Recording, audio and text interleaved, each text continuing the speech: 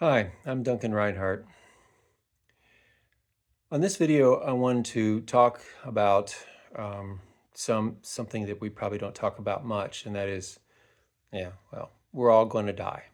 Um, and so, how do we want to live the life? How do we want our life to end up? How do we want to live the time between now and then, whenever that might be? We don't know, but what do we want to do? There's a uh, it's called spiritual aging, conscious eldering, saging. There's different names for it out now. Kind of growing movement, I guess, towards facilitating people as they get done with raising family and having careers and moving into, the seventh or eighth decade of their life. Um, to use that time. There are gifts that come with growing old. And one of the gifts is the opportunity and I think the impulse to resolve things and to continue growing as a human being in ways that when you're busy with other parts of life, you simply didn't have time and energy to do for most of us, some more than others, but for many of us. Anyway, at this time of life, there seems to be an impulse to go deeper. And why is this important?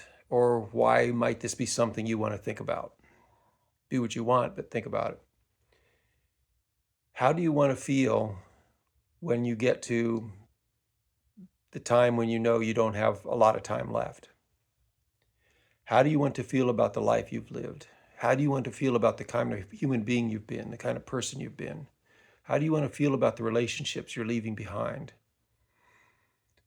Do you want to feel some peace and contentment? Do you want to feel like hurts have been resolved? What else? What is it that you need to do? Now's the time to do it. And that's kind of what the spiritual aging, conscious eldering, saging is all about, really.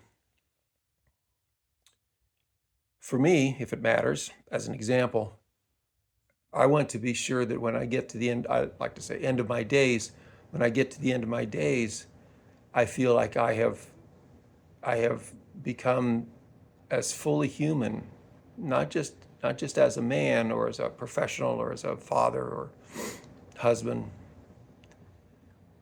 athlete, that I have become as fully human as I can, and that I have lived my life well and contributed positive things to the world, besides things through my career, through the way I've interacted with people and the relationships I have and the relationships I leave behind.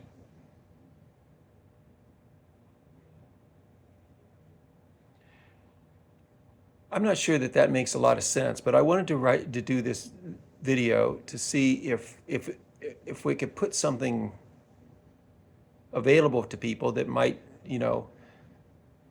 open some possibilities to you as you go through your aging, and what do you want to do with whatever years you have left. It's up to you. Um, you don't have to do this spiritual aging stuff if you're not interested. Follow your own impulses on that. If you are, though, there's people out there that can help you and guide you and accompany you with that part of the aging journey. One last thing I would like to include here is health is not just physical health. And as we age, our physical health declines, the aches and pains, losing capacities, losing functions, taking more pills, seeing more doctors, sometimes serious diagnoses, cancers, other kinds of things we have to contend with. And eventually one of them is going to get us.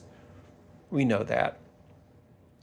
But aging is also about not just physical health, but it's also emotional health and social health, interacting with other people, relational health, the kinds of relationships, as I've touched on before.